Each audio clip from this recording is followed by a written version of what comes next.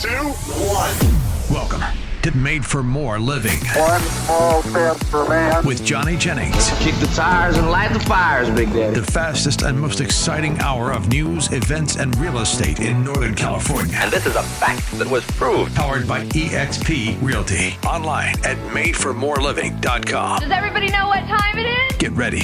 Here we go. So today on the show, we are trying something a little bit different. We're walking into the new era, not only AI, but also of Zoom. And so today we have Heather Shepard from Houston, Texas, with Douglas Elliman. And we are talking about all things Texas, because a lot of people are leaving California and moving to Texas. Right, Heather?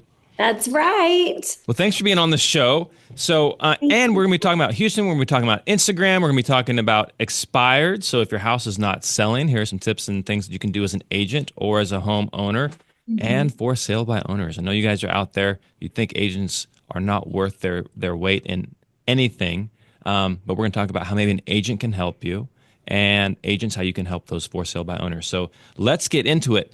The thing that agents are absolutely interested in, Heather, is how they can use social media to grow your business. And when you reached out to me just a few months ago, you were like, "Hey, would you be open to having a guest on your radio show?" I said, "Absolutely. When you come to California?" And you're like, "Can we do it via Zoom?" Right? What's wrong with California? I'd love to come there, but maybe next time. Maybe next time. We're not as liberal as you think. Our homeless population isn't that bad. It's not that great either. It's not that great. But what we can do, but during that period of time, I was like, okay, who's Heather? This is really cool that she's reaching out, taking the initiative. And I looked, because you reached out to me on Instagram, right? Right. You messaged me on Instagram. And then I, in preparation for today's episode, I looked you up again and was just trying to learn more about you. And I was like, oh my gosh, her Instagram has exploded. And that was just in the last little bit. So what is it you're doing? Like, what do you attribute that growth to? Okay, I attribute it to consistently posting every single day. I put something on my Instagram, whether it's a story, and a story goes away in 24 hours, or a reel or a post. And I always try to do a combination of family things, like my 3 kids, real estate, home tours. And I also try to add value to either homeowners or buyers, or if you're thinking about selling your home, like you should think about this, or, things like that. And then also market updates. The Houston market is really hot right now. And it just, even though some people, you hear different things, but houses are selling so fast, and there's like such a low inventory, that whenever I put little things like that on my Instagram, like I get so much engagement. And I think another big part of it is like, you have to be clear on like your brand and like who you serve, who you are, what you do. Like I have like Houston Realtor, Heather Shepard, like Houston Realtor on my profile, and a clear picture of my face.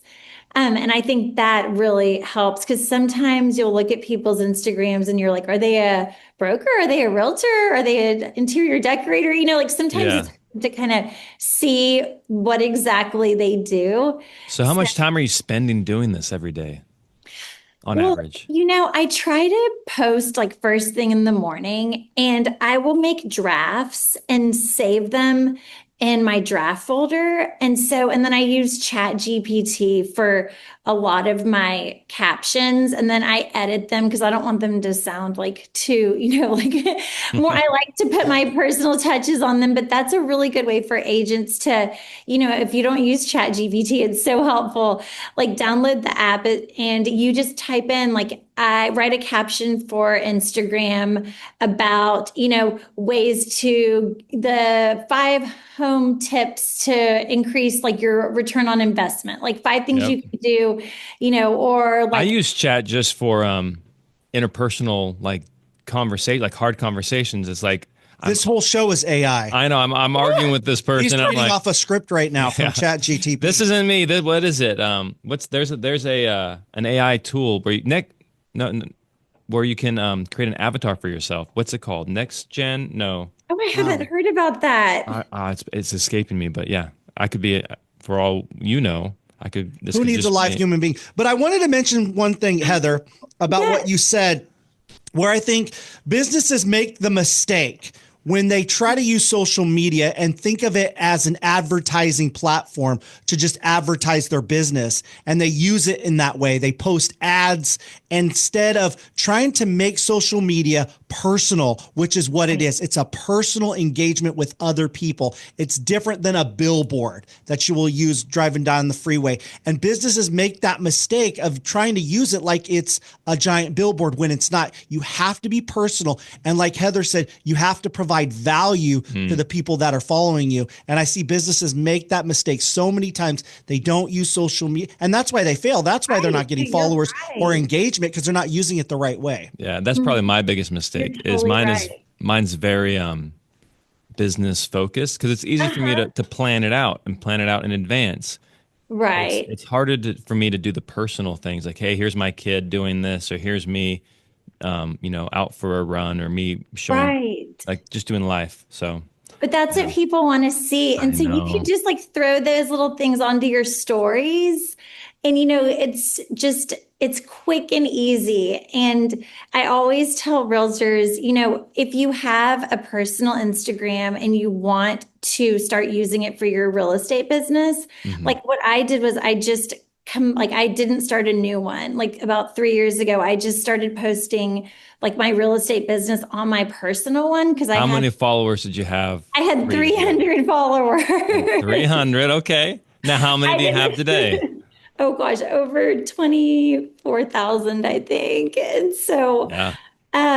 but that's also through, like, I've done giveaways. I've been on podcasts. I love Instagram, and it's one of my number one lead generating sources. 29,300. Oh gosh, thank you. You have a lot. Oh, well, A lot of growth you. since 300. Yeah. So what you're doing is working. A lot of growth. And I feel like it also, since I'm providing value, people who come to me and say, I want to sell my house, they've seen my Instagram and they're like, she knows what she's talking about. Like, I've become like an authority to people that I didn't already know. Like, of course, like my family, friends, and like past clients and things, like they trust me and know I'm going to do a great job. But all of these new people and new clients, which we all are always wanting to get new clients, of course. And so it's just showing them that I know what I'm talking about and that I want to help them. And you do need to be on the videos. So many realtors are like, ask me, do I have to be in the video? And I'm like, yes, because you are your brand. You have to be talking. You have to be doing the tours, and that's what people want to see. They want to work with you. So your Instagram has grown tremendously, right? 300 to now over 29,000. What has your business grown as well through Instagram, or is it more like, sometimes it looks almost like not saying you're doing this, but sometimes it seems more like an ego play, a celebrity type of a thing, like getting known. But do you want to be famous? What do they say? You don't want to be famous, or do you want to be have the money? Right. So does it? I'm not trying to be famous. You're just trying to make a living in real estate? I'm not trying to be an influencer. I am not trying to do any of that. I honestly really enjoy Instagram. I enjoy posting on there. Like, I've really met so many great other like real estate agents and clients from all over the United States. And it's just so fun to be able to connect with people in different states, because we've been referring to each other. And that is cool. It's a small world, and Instagram provides like a platform. It's free. Well, how much do you spend? Do you spend any money on like promoting your Instagram, or is it organic, or what's that look like? So the first like year, I would boost my reels, where you can pay like $25 over 5 days or whatever. They let you adjust how much you want to spend. And I think that helped initially like kind of get my Instagram out there. Okay. And you can choose if you want to have people visit your profile or if you want more followers, or you can kind of pick, like select the box that you want, the purpose of the ad to be. Mm-hmm. And I think that was good at first. Now I don't. I always put if I post a reel or if I post any like whatever picture or something, I always put it onto my story and I put new post, I go to like the little. Oh, that's a great idea. And that way when people are like clicking through the stories, they're like, oh, here's a new post, and they'll go to it and then they'll like it. And I try to say like, share it with a friend or, share it with somebody who might think this is helpful. And do you use like ManyChat or Stan Store, like comment this for that, Yes. Okay. Yeah. So I've been using ManyChat, and I think, so I have friends that say that it's helped grow their business so much. And I think with listings, like if you're like comment like the street name or whatever, and the listing will be sent directly to your DMs. I think that's a really great way to use ManyChat, because then that person that commented is interested in that listing or one similar. Yep. Then I always like go and like connect with them. I'm like, hey, thanks for your comment. Like, let me know if I can help you with anything. If you want to see this house or go on a tour. Love it.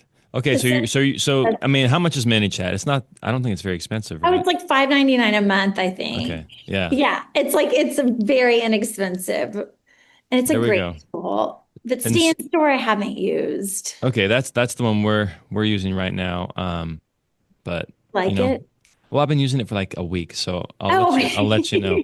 But like we're trying to start doing it where and maybe I can get your take on this. Like, do you think this is a good idea? So whenever we post something, it's like comment episode 63, and then we'll send them the full episode. Yeah. That's great. Yes. So we're doing that, and then anything that we post, like just sale, just listed, 5-star reviews, market updates, things like that, where we're going to start including comment, whatever, to get how to sell your house for $50,000 more, or for a 195-point marketing plan, or for that's so great motivated seller list, things like that. You like the idea? I love that idea. Okay. Yes, I really do. It has Heather's seal of approval. So if it works, you get all the credit. It's because it's also like people love like getting a freebie. Like I'll say like, comment and I'll send you my seller's guide, or I'll send you my buyer's guide. And, people love stuff like that. Okay. All right. We're going to run with it. Make sure your branding is your like whatever contact information branding is on it. Yeah. And so they have it. If it's like a document, I would always make sure that your information is on it. Yeah. So we try to make them look really professional, really neat, and just be helpful. So that's good. Yeah, that's perfect. Well, when we come back, we're going to be talking about how Heather helps out-of-state clients move to Houston, Texas. Back after this. Well, I don't have to tell you that we live in a world of AI, robotics, automation, a world where you have to sit on the phone for over 45 minutes just to talk to a real person on the other side of the line. And when it comes to selling your house, you don't want to work with AI or automation or robotics. You want to work with a real person who understands the different intricacies of your home, your personality, your needs, and your desires. And that's why we recommend the best, Johnny Jennings and his amazing team at Made for More Realty. There's a reason why they've been so successful. The number one team in Roseville for the past 3 years, over 1,000 5-star Google reviews. So if you're trying to sell your home and you want to work with a real person, talk with them and get them to understand your needs, then reach out to Johnny Jennings and Made for More Realty. Hey, and listen to this. If you're not interested in doing showings and open houses, or even doing those costly needed repairs, Johnny Jennings will give you at least 3. That's right. 1, 2, 3, at least 3 cash offers on your home, guaranteed in as-is condition. So again, work with someone that so many of our listeners have trusted over the years. That's Johnny Jennings with Made for More Realty. Just Google Johnny Jennings and the Tom Daves team at Made for More Realty and get more for your home. This is Made for More Living with Johnny Jennings, powered by eXp Realty. Online at madeformoreliving.com. So we are back with Heather Shepard in Houston, Texas. And Heather, there are so many people moving out of California. That's right. And moving into Texas. Matt and I make jokes about it all the time. You get more bang for your buck. Okay, so Heather, if you're talking to folks living in California, because Johnny is very negative when it comes to Texas. He doesn't like it. I guess he visited. Yeah. I call them quitters. People who leave California and go to Texas. I call them quitters. Well, which obviously we love California. We've got great topography and weather. We've got a lot of good stuff going for us. And we've got great people, especially here in Sacramento. But try to convince Johnny that all of Texas isn't bad, and especially to those who are living in California, that what does Houston, Texas specifically have going for it? Yeah, why should we move there? Why should you move? Okay, well, I'm in Houston. And so as a native Houstonian, I'm extremely biased. But, our economy is booming. We have the Houston Medical Center, which is one of the best in the United States, actually some in the world. We have the oil and gas industry. Technology companies are moving to Houston. We have amazing public and private schools in different areas. And, the weather, yes, it's not great. Nothing like California, but we have so many other things going for us. And, you can get more bang for your buck here in Houston. I actually helped a family who moved from California to Houston a few months ago, and they couldn't believe that they were going to have a big backyard and an actual house with a pool and a garage apartment and all of these things. Like the fact they could afford that in Houston versus in California. So you need more square footage in Houston because you're staying indoors most of the time because of the weather. Can you give us a little bit of numbers, whatever numbers you can, as far as how much more can you get in Texas versus California? Like let's say $500,000. What would $500,000 get you in Houston? Okay, well, it depends on the neighborhood, but in some neighborhoods, especially in the Woodlands or Katy or, right outside of Houston, which they still consider Houston. I mean, you can get a huge house on an acre with a pool and, anything you want, like a brand new house. Really? Yes, really. In the city, it's a little bit different, really close, in the inner loop. Sure. 500,000, you can get a nice house, but it's not going to be it's not going to be what you could get outside of Houston. Okay. In the suburbs, kind of, which are still very, very nice. So people who are moving there from California, what are some feedback that you've heard from them? Like most people here in California, they don't want to move downtown. So it's interesting that the home prices in downtown Houston are more than the suburbs, because here more people want to live in the suburbs than to live downtown. Our downtown, our midtown is disastrous. It's homeless. It's dirty. There's so much crime. So, it's quite the opposite. The more desirable areas in Sacramento are the suburbs. Are the suburbs. Okay, that's so interesting, because for $1 million in say River Oaks, Westview, Bel Air, some of the neighborhoods in the inner loop, I mean, for $1 million, you can get the land to build a house. Really? That's the difference. $500,000 acre pool, everything, or $1 million and you get some dirt. Yep. Interesting. Isn't that interesting? And when you say loop, I'm somewhat familiar with these terms, because I think does Austin have it? I think Dallas has it. There's these loops that allow you to travel, so you're not cutting through town. Is that right? Exactly. Yes. Okay. Our freeway system. And go ahead. Oh, no, I was just going to say, people call it I want to live inside the loop. I don't mind if I'm outside the loop, How many loops are there in Houston? Oh, gosh. Well, there's really the main, what people call the 610 loop is Main loop. That's what people, when they say the loop, that's what they're referring to. Is it in Dallas? I think there's two. Like Dallas has grown so much, they had to add a second loop, I think. I'm sure. And I mean, I went to college in Dallas and it is so different now. Like it's really grown in the past has. 20 years. So My wife and I, we traveled all 50 states trying to figure out where we wanted to live. oh, neat. And when we drove, we drove from Oklahoma City into Dallas.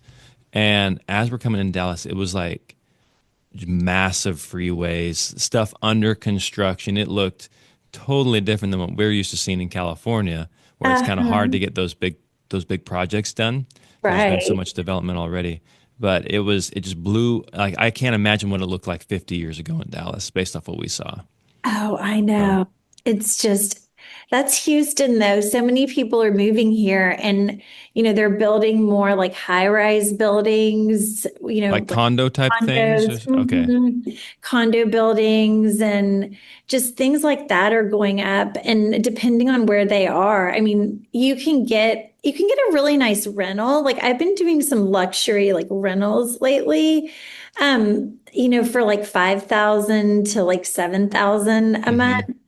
And in some of these buildings, and they're beautiful units. Like if you don't want a backyard and you want like a lock and leave, as they call it, like Lock and leave. There you go. lock and leave. I don't know. That's like the term where you just, you can have your house and then you can leave on the weekends and go wherever, Yeah, travel. don't have to worry about the dog or Right. the lawn or any of that stuff. Yeah. Which is nice. But That's what I would do, but Valerie would not want that. And I don't think our boys would have a whole lot of fun with the lock and leave. We have two little boys, 3 and 1. oh, So, yeah. No. You guys in Texas have no state income tax, right? Right. But your property taxes are We have different. our property taxes are, and So it in Houston, what would somebody expect property tax wise? okay, so it depends, like neighborhood to neighborhood. Like Okay. in some of the more expensive areas, your property taxes could be over $30,000. Is it like a percentage of the value of the home or? It is. And then you also have the public schools. You're paying like a tax for that also. So if you live in like HISD is like the Houston Independent School District. And then you have like all these little like neighborhood schools like within that. Yeah. And in the like each area, that's why it's so tricky. And you have to work with like a professional realtor because you can go a few blocks away and you're zoned to a different school. You have different property taxes. Like you might have an HOA versus in another area, like really close by, there's no HOA.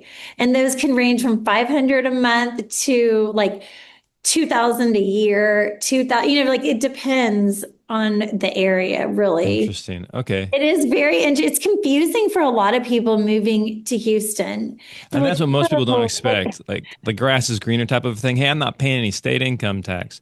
Well, check out the property tax and do a property. cost analysis. Yeah. Yes, no, it's definitely, but you can definitely get more for your money here than California, I've heard. You mentioned oil, you mentioned medical. What are people typically doing? So if a family was looking to move there, like obviously if you're retiring to Houston, like you're not looking for a job, you're looking, for maybe amenities, things like that. Yes. But if you are still working, what type of jobs, like high paying jobs, can people expect to see in Houston? Well, the family I worked with, her husband is an orthopedic surgeon and he got a job in the medical center. And Okay. so that was like, he got a huge offer and they were going to pay him, a lot to relocate. And so they wanted to live like close to the medical center for his job, but then they also wanted to be close to a private school and have the option of a public school in case their children didn't get into the private school. Oh, wow. And, it's all these different things that, clients and, especially like when you're relocating, that's very stressful, first of all.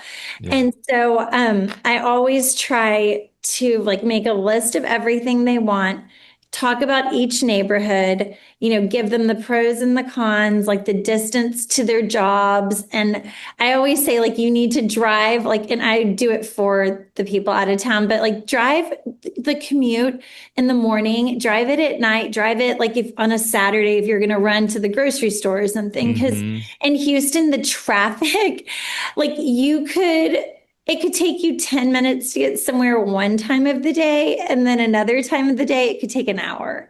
Really? Yes. Oh my goodness. And so when you're buying a house, it's especially not being from Houston or in Houston, I always try to make sure they know, like, this is going to be your commute. This is probably going to be the traffic, like, all of those kinds of things, and do like virtual tours and just really try to help them with their whole life, not just the house. I love these tips though, because you're talking about, okay, make sure you know the schools, make sure you know the property taxes, because property taxes apparently vary wildly. Make sure you understand the traffic. I had no idea. So like for us here in Sacramento, it could take me 15 minutes or it could take me maybe 30 minutes, but it's not 10 minutes to an hour. Like, it's not that wide of a swing. Oh, it's on some of the freeways. Like that is Houston. Okay. And if there's a wreck, oh my gosh, even longer. Okay, so that's even without a wreck. Wow, that's crazy. So right. All those things, is there anything else that somebody looking to move maybe from California or from out of state to Houston that they should be aware of? Especially maybe with home construction or just the way the homes are built. Is there a difference between the homes in California and the homes in Houston, or are they relatively the same? Is there any differences? So Do you guys have basements or? We don't have basement. Okay, neither do we. And I always like to recommend, so we have stucco houses, and brick houses are the two like most popular, and also like stone, but there aren't that many of those. And stucco can be so tricky in Houston with the humidity. Whenever you're buying a stucco home, I always recommend having a stucco inspection in addition to your regular inspection, because there is always something that shows up, whether it's like moisture in the stucco or a little crack. Do like scope inside past the stucco? Okay, that's what the stucco inspection is. Yes. Interesting. And so you can have like serious problems with the stucco. And it looks fine on the outside, but inside it looks it's like totally fine. And so that's it's a tricky thing. Like, you're taking a little bit of a risk when you buy a stucco house in Houston, just because of the weather. Like, it rains and then it's like burning. It's like chilly one day, hot the next day. Like, the weather is so crazy that the stucco just doesn't respond well to that. Good to know. All right. Yet still, most of the homes are stucco? No, but they're popular. There are a lot of stucco homes and townhouses, and because people they love the stucco, but you have to be so careful because stucco repairs are also really expensive. So we had so in California, a law was recently passed requiring like apartment complexes and HOA communities with balconies to have, especially because what they were finding is the balconies look fine because they're covered in stucco, but if you drill in, and 90% of them are not, 85% of them have like serious like structural issues, and so now it's becoming a thing, at least with the balconies out here. But we don't even have the crazy weather. Like, it's nice and then it's hot, and then it's nice and then it's cold, which is like 40 degrees. Like, it's not crazy, Speaking of crazy weather, what about hurricanes? In Houston? We hear you guys get a lot of hurricanes. Yes, we do. A lot of hurricanes and flooding. And flooding is always a really important thing. Matt's laughing at you. You're sure selling Houston at this point. But you just have to be like, do you get a hurricane? Do you get a hurricane or a flood every year? How often do you see hurricanes and floods?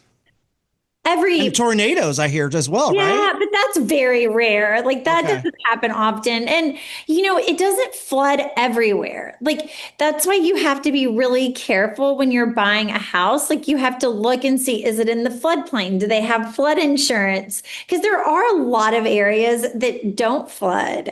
And in the areas that do flood, the new construction homes are being built up.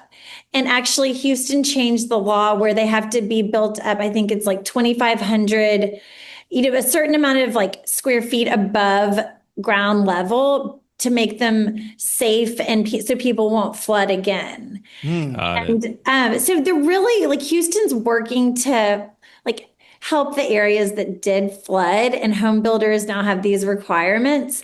But it's not that the weather, it's hot in the summer. It's 100 degrees like every day. And humid. Yeah, but it's not a dry heat like we get in California. But it's not like unbearable. You get used to it. Sure. And it's just like, it's a fabulous place to live. The real estate market is so hot. Like everybody that's a realtor in Houston we're so busy. Wherever you live, there's pros and cons. Exactly. And so if you want more square footage and you want a bigger property and you're willing to deal with the humidity, maybe Houston, Texas is the right place for you. Not for Johnny, but maybe for someone who's retiring and they want some acreage. It's hard to get acreage here in California, especially in the Sacramento area. You're going to pay a lot for something like that. Let's say you want horses or you want a little tiny mini family farm, then Houston might be the perfect place for you. Definitely. That's very doable. And you can get something like that, like 30 minutes outside of the city. Like it's very doable. So the thing that would have me move to Houston, honestly, is your guys' cigar scene, which I've never been to Houston. I've been to Austin. I've been to Dallas. I've been to a number of different places. Never been to Houston. And I've heard great things. So hopefully I'll make it out there before too long. Definitely. Have a cigar. Yes. But when we come back from the break, we're going to be talking about expired listings. So these are homes that came on the market and failed to sell, and how Heather can actually help you get the home sold. All right, so you're hearing our conversation today about Texas and Houston, and your ears are starting to perk up because you've thought about moving out of California to another state like Texas. You think if you sell your home in California, you can get more bang for your buck in another state, possibly Houston. Well, if you work with Johnny Jennings, he guarantees to get you the most money possible for your home so you can stretch it as far as possible in another state like Texas. So if you want the most money for your home, nobody better, nobody that's proven that they can get more for your home than Johnny Jennings and his amazing team at Made for More Realty. Hey, guys, that's why they have over 1,000 five-star Google reviews, why they've been voted the best team in Roseville for the past 3 years. And listen to this. Maybe you're not interested in doing showings or open houses or getting your home organized or any of that hassle, and you want something simple and easy. Johnny Jennings will give you at least three cash offers on your home in as-is condition, which means you don't have to do any of those costly home repairs. So if you're thinking about retiring or just moving out of state to someplace like Texas, then you have to reach out to someone that so many of our listeners have been doing for the past many years. That's Johnny Jennings and Made for More Realty. So just Google Johnny Jennings with Made for More Realty and get more for your home. This is Made for More Living with Johnny Jennings, powered by eXp Realty. Online at madeformoreliving.com. We are back with Heather Shepard in Houston, Texas, and we are going to talk about how to get your home sold if it's an expired or if it's a for sale by owner. But before we do, Matt, you had a burning question. Well, first I wanted to ask real quick because Johnny and I have both been to Dallas, but we haven't been to Houston. Real quickly, how does Houston differ or compare to Dallas? With regard to like the real estate? Anything, yeah. Real estate, the size, weather, things like that. Because there's a lot of folks that have been to Dallas, but they've not been to Houston. Yeah, I've never been to Houston. Okay, so Dallas gets colder than Houston. They have snow more often than we do. We'll have snow like once every few years. And the real estate market, I've heard, is the same as it is in Houston. Like the houses are flying off the market. If they're move-in ready, in great condition, in a good area, they're just flying because there's such low inventory. So That's what I've heard from talking to friends who are realtors in Dallas. but I'm not an expert on Dallas. So don't Okay. necessarily quote me on that. But Okay. Houston is bigger. Well, one of the reasons that Californians are moving to Texas is because of the politics. They don't like the politics here in California, so they're moving to a more conservative state like Texas. And we heard of one real estate agent who thought it would be a great idea if he told It was in Idaho. Democrats, or it was in Idaho. He said, hey, if you're a Democrat, I will not charge any fees to sell your home for you to move out of state. So he took kind of a political stance, and it paid off for him. He got a lot of phone calls, sold a lot of houses. Not from Democrats, though. It was- From Republicans actually who sided with him and thought, oh, this is a great guy. Do you think it's do you think it's financially advantageous for a real estate agent to take a stance on politics if it would help them grow their business for people who agreed with them? Like, what's your stake? Okay, so I do not talk about politics. I am very private about all of that because I have clients who are anywhere from like extremely conservative to just they were very upset when Trump won. And so I have such a wide range of clients that I don't post about anything political on my Instagram. I don't talk about it to anybody because people get so fired up whichever way they voted or whichever issues they feel that I would rather it be just like a business relationship between us. Instead of trying to bring in politics, even if I thought it would benefit me by saying, something like that, I just don't want to be that kind of realtor, because I think for a short amount of time that might give you like a boost in your sales, but long term, I just think it's more professional for me just to be informative about the Houston real estate market and not be on a political side. I'm with you. People, they'll gravitate towards you if they agree with you in that moment, in that instance. And it's almost like a wall goes up between you and them if they think you believe something different. And you see the impact of Elon Musk. He saw a little boost by supporting President Trump, but Tesla has seen a lot of negative impact because he went political. So I think a lot of businesses understand, hey, you have to be apolitical because you want customers from all political spectrums, you know? Exactly. And it's not that doesn't affect, your day-to-day real estate business. And I think it's just better to stay like neutral with all of that. You can believe what you want, but just to not advertise it, I think it's just more professional. And that's just my opinion. I like that. More professional. I tend to agree. So expireds and FSBOs. Yes. You said you have a special strategy on that, on working with expired. So realtors listen up, sellers listen up. What is it?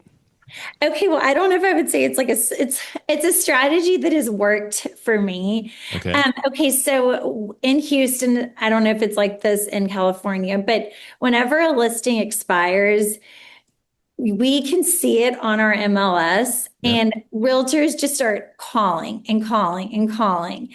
And instead of being one of the million callers that these people are getting, because they're already first of all frustrated that their house didn't sell, it expired, whether they're mad at their realtor or it was whatever, because usually it was either priced too high or it didn't show well, it wasn't marketed well. Those are like the main things that I find are the reasons. But so by calling them, they don't want to talk to you. They're like, I'm getting so many calls. So what I do is I will drop off like a little gift. I have these custom like mini candles and I put them in a little bag with a note and I'll drop it off on their porch and then I'll call them. And, I really try to add like value versus like trying to pitch myself and like how I'm going to get their house sold. And because I feel like that's what everybody is saying. Yeah. But even though I know I could do the best job and get their house sold, And, people really respond well to that. And I will drop off if they say like, oh, I would love to hear more about like the market, or I would love to hear more about like how you rebrand these expired listings. Then I'm like, okay, great. I'm never pushy. I'm just very like matter of fact, like I'm here to help if you need me, like any questions, like no pressure. And I have such a really high success rate with these people because they want to feel seen. I always ask them, what happened? Like, and a lot of the time, like, well, my realtor did this, and I was like, oh, like, I was like, well, what about staging? Like, have you thought about that? And just give them tips and like slowly just kind of build that trust between yourself and them. And because I feel like the pushier you are, and they're like, whoa, I just had, my house was listed for 180 days and I'm so mad it didn't sell. Yep. So I think that's a good strategy. So when you drop it off, is it you're not mailing it, you're in person dropping it off? Yeah, in person dropping it off. Do you ring the doorbell or do you just drop it? I've tried that, and people don't want you to ring their doorbell. Okay, that's why I'm asking. I'm curious. It's like in Houston, and so I just put it on their porch, with a little like handwritten note on one of my cards, and I'm just like, I want to introduce myself. I've sold a lot of houses in this area. I saw you were trying to sell your house. Yeah. I'm here to answer any questions or help if you need anything. So you drop off a candle, and then is there like a little like letter inside the package about you with your business card? Oh, I put my card, yes. Is there anything else, or? My card has my Instagram, and then I write them like the little like quick handwritten note about how like, I'm here to help or whatever, quick little note. And the handwritten note also, like people love that because they're like, oh, I feel so special. It's not just like some generic thing that some realtor put on their door. Like, I can sell your house for top dollar. It's more of a personal. And then I always try to relate to them. Like, oh, you're trying to sell your house because like your kids are grown up and you're starting a new chapter, or, you're getting divorced, or, like different things like that. Because people have all sorts of reasons for, as for selling their houses. And if you can really connect with them and they feel like seen and heard, like I had this one family and they were like, our realtor just didn't listen to us. We were trying to tell her like, we just, we don't want to do renovations. We don't want to do all these things. We'll paint, and she was like, don't even do that if you're not going to do everything else. And so I think people they want to feel seen and heard, and they appreciate like the time, like as a realtor that because our job is really to help people and to help whatever their goals are. So you drop it off and then you just wait for them to call you, or do you ever call? I'll call, but I'll say sometimes like, I have a really high success rate of them calling or texting me and just saying like, thank you so much for the gift. Like, sometimes people will say, I'm going to, list again with the realtor who listed it before. We're making some changes. And then other times they're like, I would love your opinion. Do you mind coming by? And I always say, no, I would love to give you my opinion. Yeah. And it just like creating that connection between yourself and the homeowner makes a difference. And I also love meeting new people and like talking to people, and just really those connections is what. So how many expireds typically are there in a day in Houston? Because it's a big place. Oh gosh, I don't have a number. I wish I did. So how do you determine who you're going to send the packages to? Or by the drive areas, to? by the different areas. Yes, by the zip codes. That's how I determine it. Because it's so big that I don't like to go like too far, like out of my little area that I try to focus on, because then I can't be the best realtor to those people. Because if it takes me an hour to get to your house and that's why I was curious. Like you're driving all the way, dropping it off. You just told me traffic could be really bad. Like that would blow your day right there. Right. And I try to be strategic about it. Like, I don't drop it off always the day it expires, or, I don't have a perfect system. That's just kind of. But you're doing something. You're doing something, which is more than what most agents are doing. Thank you. It really, I mean, agents should try it. Just dropping like something off. And then you can always call and say, hi, I dropped off a little gift for you. It gives you like something to talk about versus Yes. calling and like reading a Tom Ferry script or, like doing one like, and I think he is incredible. But those are just things that every realtor is doing. I'm thinking through it right now. I'm thinking, okay, well, how much how much do you think your little packet costs to drop off? Oh, not a lot. Like I have a friend that makes these candles and they're like $2. Oh, that's even cooler. You have a friend that makes them? It's like a local Houston business and she makes them. And I'll have to send y'all one. They smell so good. They're all natural and they have my logo on it and my QR code and on the little label. They're branded to you even. That's really cool. And I just put them in a little bag I get on Amazon and, just a clear plastic bag and tie it. It's probably like $4 total. So $4, people would pay $4 for Facebook leads all day long. Right. But they won't spend $4 on a candle to brighten somebody's day. Exactly. Yeah. And you can you don't even have to drop off a gift. Like even a handwritten note like that, just something more personal. I like that. That's really cool. That's a takeaway for me. Yeah, try it. I will try it. I'll let you know. Let you know how it goes. And then, see what you think. So that's expired. And so then typically you mentioned the reason why the house didn't sell was it was probably overpriced, didn't present well, didn't have a decent marketing plan. So you come in and you say, hey, here's how I would tweak it. And that's the conversation you have with the sellers. That's right. And, professional photography is always something you can't sell a house with iPhone pictures like on MLS. Like it just doesn't show well. Like there's certain things that you really need when you're selling your home. And declutter, all these things, like that's free to declutter. Exactly. Hey, by the way, I just checked the clock. We are running out of time. So if somebody's moving to Houston, what's the best way for them to reach out to you? You can find me on Instagram at HS Homes Houston, and I have my phone number on there. Send me a message on there, or call me or text me anytime. And Heather, it was a joy. It was a joy having you on the show. I can tell why you're successful. You connect with people. You're very good at what you do. Thank you for taking the time today. Thank you so much for having me.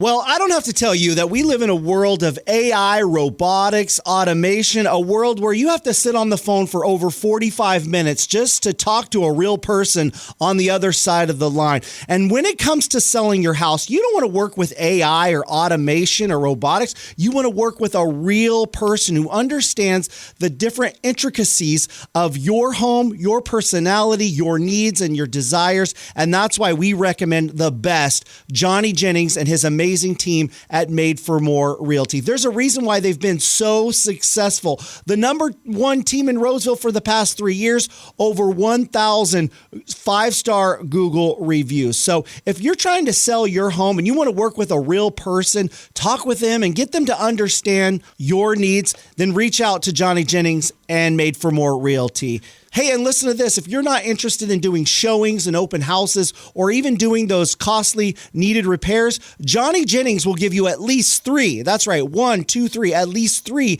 cash offers on your home guaranteed in as-is condition. So again, work with someone that so many of our listeners have trusted over the years. That's Johnny Jennings with Made for More Realty. Just Google Johnny Jennings and the Tom Daves team at Made for More Realty and get more for your home.